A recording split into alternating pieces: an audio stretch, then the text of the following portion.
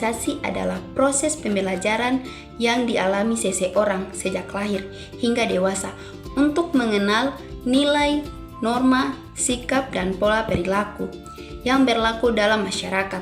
Melalui sosialisasi, seseorang belajar bagaimana bersikap, berinteraksi, dan menyesuaikan diri agar dapat hidup sebagai anggota masyarakat. Proses sosialisasi terjadi melalui berbagai agen seperti keluarga, sekolah, teman sebaya, media massa, dan lingkungan sosial. Tanpa sosialisasi, seseorang akan sulit memahami aturan dan peran sosial di sekitarnya. Sedangkan sosialisasi politik adalah proses pembentukan sikap, nilai pengetahuan, dan orientasi politik seseorang terhadap sistem politik yang berlaku di negaranya. Melalui sosialisasi politik, individu belajar tentang hak dan kewajiban sebagai warga negara, memahami lembaga-lembaga politik, serta mengetahui bagaimana cara berpartisipasi dalam kehidupan politik, seperti mengikuti pemilu, menyampaikan pendapat, atau menaati hukum. Sosialisasi politik juga berlangsung melalui berbagai agen seperti keluarga, sekolah, partai politik, media massa, dan pemerintahan. Proses ini penting karena dapat menumbuhkan kesadaran politik, partisipasi aktif, serta sikap demokrasi dalam masyarakat. Jadi kesimpulannya, sosialisasi membentuk individu agar mampu hidup bermasyarakat, sedangkan sosialisasi politik membentuk warga negara agar sadar paham dan bertanggung jawab dalam kehidupan politik. Agen sosialisasi politik. Perlu teman-teman ketahui, untuk mensosialisasikan politik, semua orang punya kesempatannya. Tetapi menurut Damsar, ada 4 agen sosialisasi strategis yang dapat mensosialisasikan politik secara strategis. Agen sosialisasi pertama adalah keluarga. Keluarga menjadi agen sosialisasi pertama yang dialami oleh setiap individu. Pandangan orang tua terhadap aturan, kepada pemerintah, dan bagaimana menyikapi perbedaan pendapat akan membentuk sikap politik anak. Bisa kita jadikan contoh, ketika anak yang dibiasakan ikut untuk menyuarakan pendapat mereka di dalam keluarga, akan terbentuk juga hal seperti itu ketika sudah dia dewasa. Dia akan lebih berani untuk menyuarakan pendapat dan opininya. Mengenai sekolah sebagai agen sosialisasi politik serta mengaitkannya dengan contoh kasus sosialisasi politik di Indonesia. Sekolah merupakan salah satu agen sosialisasi politik yang sangat penting karena sekolah berfungsi sebagai sistem sosial. Di dalam sekolah terdapat hubungan sosial yang bersifat relatif, tetap, atau konstan, seperti hubungan antara siswa dengan siswa, siswa dengan guru, guru dengan guru, serta guru dengan kepala sekolah. Hubungan sosial yang berlangsung secara terus-menerus ini menjadikan sekolah sebagai ruang yang efektif untuk proses sosialisasi, termasuk sosialisasi politik. Sebagai sistem sosial, sekolah tidak hanya berperan dalam menyampaikan pengetahuan akademik, tetapi juga bentuk sikap, nilai, dan cara berpikir siswa.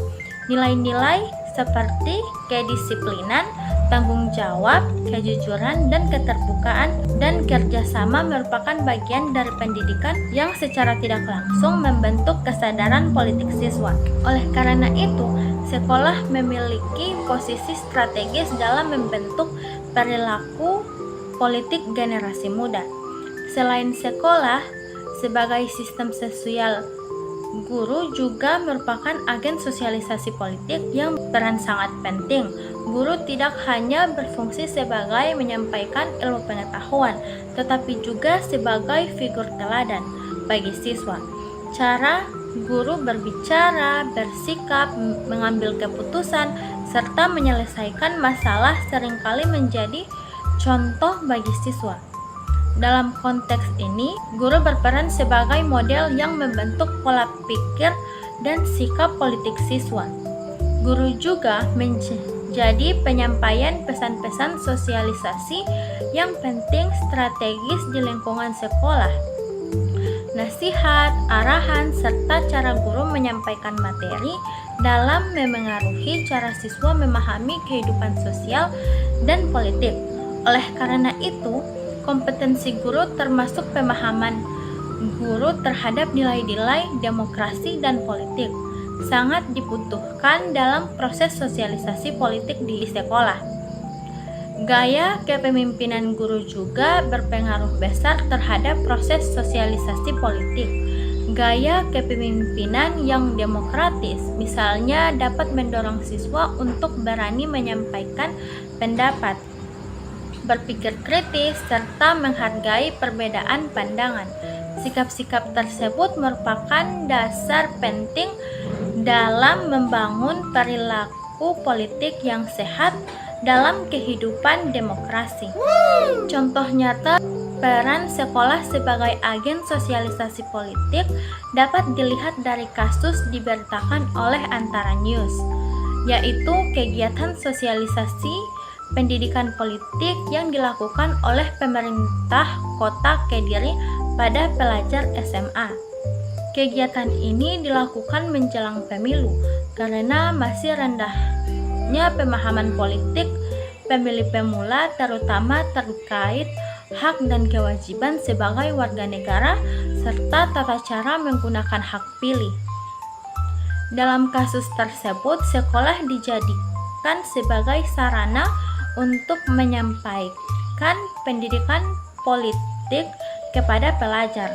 Melalui kegiatan sosialisasi ini, pelajar diberikan pemahaman mengenai pentingnya partisipasi politik, makna pemilu, serta tanggung jawab sebagai pemilih pemula.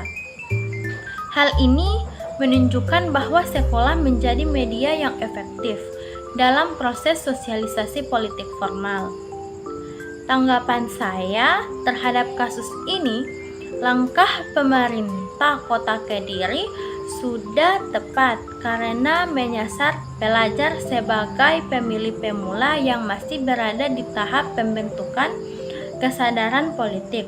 Sosialisasi politik di sekolah dapat membantu pencegahan sikap apatis politik dan mengurangi potensi golput di kalangan generasi muda.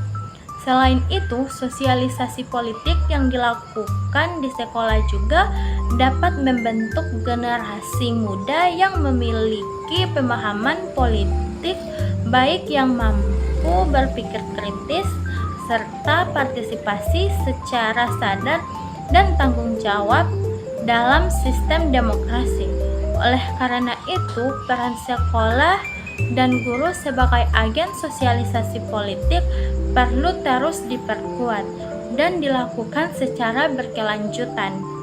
Dengan demikian, sekolah sebagai agen sosialisasi politik memiliki peran yang sangat penting dalam membentuk karakter politik siswa serta menjaga keberlangsungan demokrasi Indonesia.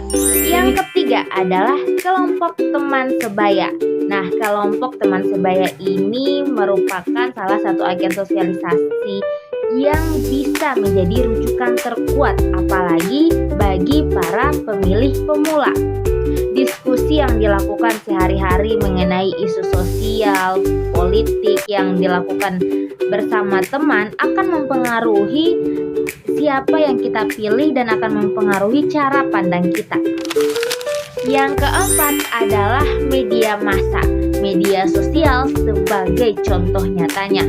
Media sosial menjadi contoh nyata sosialisasi politik di era digital saat ini. Misalnya, ketika ada isu mengenai kebijakan publik, kemudian isu-isu mengenai politik, masyarakat tidak tidak lagi menunggu penjelasan dari ruang formal, tetapi langsung mendapatkan atau mencari informasinya melalui media-media sosial yang berada di platform seperti TikTok, YouTube, Instagram, dan juga X. Melalui media sosial ini, masyarakat dapat mengomentari dan menyuarakan pendapatnya mengenai kebijakan-kebijakan pemerintah. Masyarakat juga bisa membagikan ulang konten-konten politik. Masyarakat bahkan bisa ikut kampanye secara daring, bahkan bisa mengikuti gerakan-gerakan sosial. Fenomena ini menunjukkan bahwa media sosial menjadi ruang publik terbuka, di mana warga negara dapat menyuarakan pendapatnya dan membentuk opini secara terbuka. Namun, di sisi lain, media sosial juga mempunyai sisi problematikanya. Seringkali informasi yang tersebar itu tidak diverifikasi terlebih dahulu, sehingga menyebabkan terjadinya disinformasi, polarisasi, bahkan terbentuknya echo chamber, di mana seseorang hanya terpapar sesuatu yang sejalan dengan pandangannya atau keyakinannya sendiri.